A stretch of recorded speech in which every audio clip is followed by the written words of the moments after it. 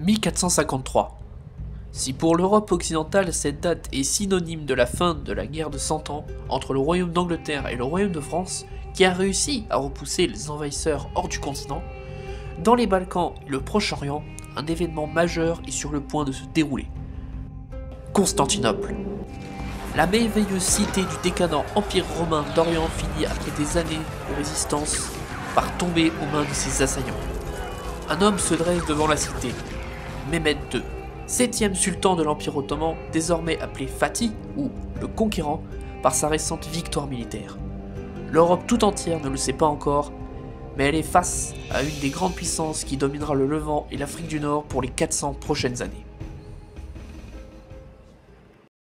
Humble salutations, je suis Illuminatix, et aujourd'hui je vais répondre à une question que quelqu'un m'a posée en octobre dernier, sur un pays qui, selon lui, a vu apparaître sans trop d'explications au début de la Renaissance. Oui, ce pays en question est l'Empire ottoman, grande puissance en Méditerranée qui s'est littéralement fondée sur le sang et la difficulté. Pourtant, ce pays est au final très peu connu, hormis l'épisode de Constantinople ou son démantèlement en 1918 par les puissances victorieuses lors du traité des Deux-Sèvres. Mais ça, ce sera peut-être pour une autre vidéo ou une série de vidéos dessus. On va parler des Ottomans, ou plutôt d'où vient-il? Pourquoi on dit les Ottomans et non pas l'Ottomanie? Qu'est-ce qui a amené une supposée tribu turcophone d'Anatolie à réussir à créer l'un des plus puissants empires turco-arabes? Je rappelle que la sphère culturelle turque d'origine, c'est là, au milieu de l'Asie centrale. Ils ont fait un sacré voyage pour arriver ici. On va chercher à retracer les origines de cette nation et sur comment les Ottomans ont-ils réussi à fonder leur empire.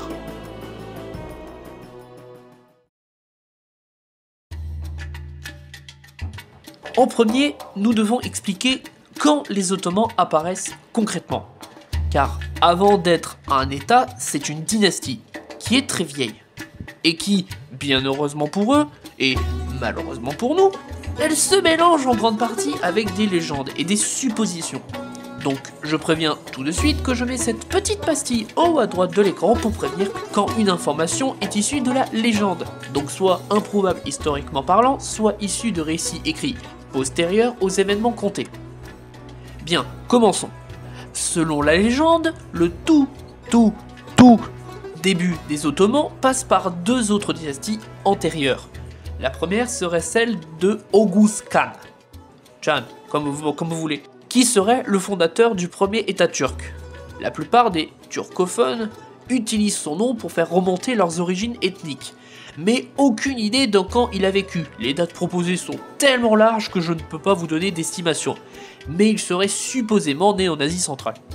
Pour continuer le récit, selon certains, Oghuz Khan serait une turcification de Mao Dun, le dirigeant d'Xiongnu, premier empire turco-mongol. Mais rentrons pas dedans car bon, il y a littéralement 25 dynasties dire descendre de lui, donc stop.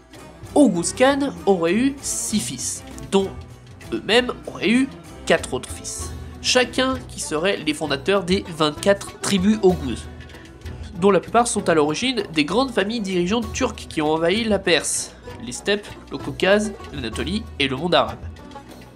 Celle qui nous intéresse est celle issue de Kaï Han, qui est le fondateur de la deuxième dynastie, celle des Kaï. Hormis la plupart des actes miraculeux, il est assuré qu'elle existe dès le 11e-12e siècle, même si la longévité de vie de certains d'entre eux reste à vérifier. Ils suivront les nombreuses invasions de la part des Seldjoukides qui imposent leur contrôle en Anatolie dès la bataille de Manzikert en 1071. Les Kaïs s'installent dans le nord-ouest de l'Anatolie, où elle arrivera à faire partie de l'élite politique de la région. Passons quelques détails sur la plupart des Kaïs qui se sont succédés. Le dernier d'entre eux est Edredgoul, qui a eu une longévité contestable, mais ce n'est pas le sujet. Grâce à son influence et certains actes plutôt bien réfléchis, il finira par imposer sa domination sur la ville de Sorgut, ou Chougout, anciennement Tébasion, puis sur la forteresse de Kara-Kayhisar. C'est là que naît ce que l'on pourrait appeler le berceau du futur embryon des Ottomans.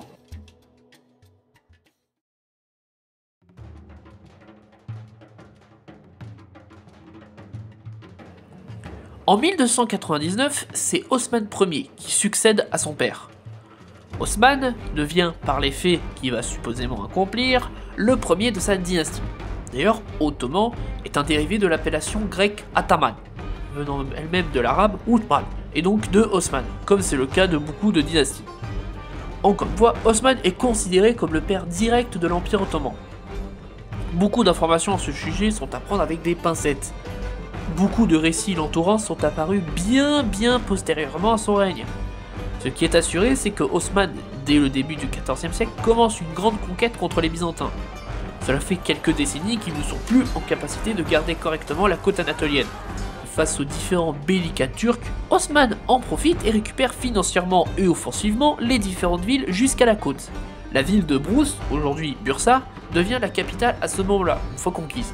Un grand coup sera donné aux Byzantins quand ils chercheront à repousser l'armée d'Osman à la bataille de Bafeuse. Ce fut une victoire totale de l'armée ottomane qui voit son contrôle dans la région confirmé. Déjà à ce moment-là, les Ottomans n'étaient qu'à une cinquantaine de kilomètres de Constantinople. Cette ambition militaire et territoriale continua sous le règne de son fils Orhan. Nicée, Nicomédie, Chalcédoine, Gallipoli, Bergama ou Ankara sont les nombreuses villes conquises sous son commandement. Il est le premier à amener ses armées en Europe en 1347. Il finit même par s'émanciper, lui et son royaume, de l'influence devenue inexistante des Seldjoukides, en battant la monnaie à son nom, et arrêtant toute autre manifestation de soumission à une autorité supérieure. Mais là où réside légèrement le génie de Orhan est d'avoir créé, avec l'aide de son frère et vizir, les prémices de la première armée permanente d'Europe, presque 100 ans avant celle de Charles VI. Cette armée avait pour but de ne plus être basée sur des volontaires à chaque bataille, et elle fut connue en premier sous le nom de Yaya. Mais quand une réforme firent que cette armée soit basée sur l'entraînement puis l'endoctrinement de jeunes enfants non musulmans, elle prit un nom beaucoup plus commun, celui de janissaires. L'armée qui fera trembler les Balkans et une partie de l'Europe jusqu'à sa dissolution par Mahmoud II en 1826. À la succession, en 1362, suivit Mourad Ier. Premier à posséder le titre de sultan. Lui aussi, grand dirigeant, a pu profiter des premières administrations éducatives du pays. Il travaille surtout à stabiliser ses positions en Europe, prenant la Thrace et Andrinople, aujourd'hui Edirne. Il put aussi profiter de certains manques d'organisation de la part de puissances mineures de la région, comme l'Empire bulgare, pas préparé à combattre la menace que représentent les Ottomans, et se fait écraser et sont donc contraints de fuir la majorité de leur territoire après la prise de Sofia en 1385. Cependant, toutes ces victoires éclatantes ont fini par faire réagir pour la première fois la chrétienté orthodoxe. Serbes, Croates, Hongrois, Valaques et Bosniens décident d'intervenir au nom de la foi pour chasser les Ottomans. Là va se dérouler à la bataille de Kosovo en 1389, qui s'est déroulée dans l'actuel Kosovo, bravo à vous, vous avez une mémoire. Avec un avantage numérique du côté des coalisés, la bataille n'est pas vraiment remportée. Ils ont gagné contre les Ottomans en provoquant la mort de Mourad, mais les différentes armées sont brisées moralement comme politiquement. Cette bataille est très importante car elle a contribué à renvoyer une image forte dans les Balkans et dans le monde chrétien et arabo-musulman, que l'Empire ottoman est désormais une grande puissance régionale capable de tenir tête à plusieurs armées à la fois. D'un autre côté, les armées coalisées n'ont plus la force de continuer à combattre, laissant donc les territoires acquis par Mourad en place, ce qui va légitimer et renforcer le pouvoir de ses successeurs. Bayezid Ier hérite du trône.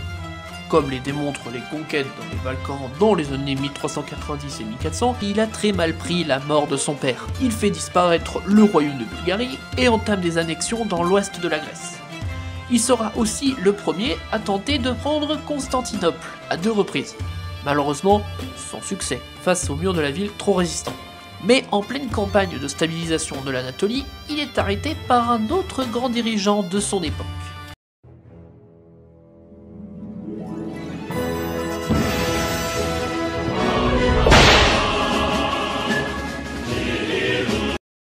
Le dernier conquérant turco-mongol qui a imposé sa domination sur une grande partie de la Perse. Malgré une bonne résistance, l'Empire ottoman ne possédait pas encore la logistique et le nombre suffisant pour résister à une telle armée. Bayezid finit par se faire capturer à la bataille d'Ankara et meurt en captivité en 1403. C'est là que commence une petite période de troubles de 10 ans, dans laquelle les fils du sultan défunt se font la guerre chacun leur tour pour obtenir le titre de l'Empire. C'est l'interrègne ottoman. Une période qui, certes, plutôt problématique et se rapprochant de la guerre civile, va se terminer plutôt généreusement. Sur les 5 fils de Bayezid, c'est Mehmed Ier qui réussit à se voir introniser nouveau sultan en 1413. Son règne aura cependant surtout servi à reconquérir les différents territoires qui ont cherché à s'émanciper de l'autorité centrale lors de la guerre civile, et meurt en 1421. Mourad II, dès son arrivée au pouvoir, chercha à la stabilité de son empire. De nature à la diplomatie, il mena quelques guerres pour s'assurer le soutien de la suzeraineté des régions avoisinantes, comme l'Albanie. En 1422, il retentera d'assiéger Constantinople, pour y déloger le Basileux, mais encore sans succès. La prise de Constantinople à cette époque commençait à devenir une quête auprès des Ottomans, qui en firent une convoitise fanatique. Il sera aux commandes de l'armée qui combattra une nouvelle coalition catholique, cette fois-ci dirigée par des princes allemands, le roi de Pologne-Hongrie et quelques dirigeants d'Europe de l'Est, qui commencent à réaliser la menace que les Ottomans représentent en Europe. Mais les Ottomans ont bien appris du semi-échec de Kosovo, et infligent une défaite totale aux coalisés le 10 novembre 1444 à la bataille de Varna.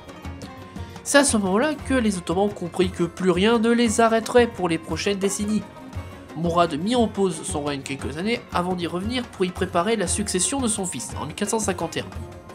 Mehmed II, qui va, dès lors, faire de Constantinople son objectif premier, grâce à une rigoureuse préparation telle que la fabrication de grandes bombardes, énormes canons qui seraient en capacité de faire céder les murs. Si certes ce n'était pas la première utilisation de canons, il s'agit cependant de la première fois qu'il est utilisé dans des quantités aussi grandes et de cette taille. Mehmed II organisa là aussi la préparation d'une petite flotte militaire pour prévoir une bataille navale pendant le siège. Ce qui fut bien prévu car une bataille navale, celle du Bosphore, va en effet se dérouler pendant le siège de la cité. Le siège de Constantinople dura plus d'un mois entre avril et mai 1453 et se termina par la prise de la cité byzantine.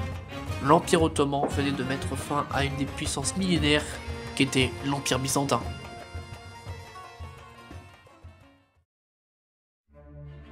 Au final, l'Empire ottoman ressemble à une success story à l'américaine. Le jeune entrepreneur qui va bâtir sa carrière par ses mains en montant les échelons de la société. Bien, c'est une bonne représentation. Simple tribu installée dans l'actuelle Asie centrale, qui aurait pu prédire qu'une suite de bons dirigeants aurait été capable de créer un royaume puis un empire aussi loin de leur sphère linguistique, à travers la guerre, la diplomatie et le sang, dans une ambiance de combat persistant, dans des territoires instables, presque laissés vierges par un empire vieillissant, incapable de les garder. Ne serait-ce pas là une représentation du concept de jamais abandonner? Bon, peut-être pas, mais les Ottomans nous apprennent cependant que tout est possible dans l'histoire. Que le passage des siècles peut au final démontrer que n'importe qui peut être prêt à se battre pour défendre ses intérêts ou à conquérir ceux des autres. J'espère que cette vidéo vous aura plu comme d'habitude, le like, le commentaire, et on se retrouve le mois prochain pour la future vidéo. Salut!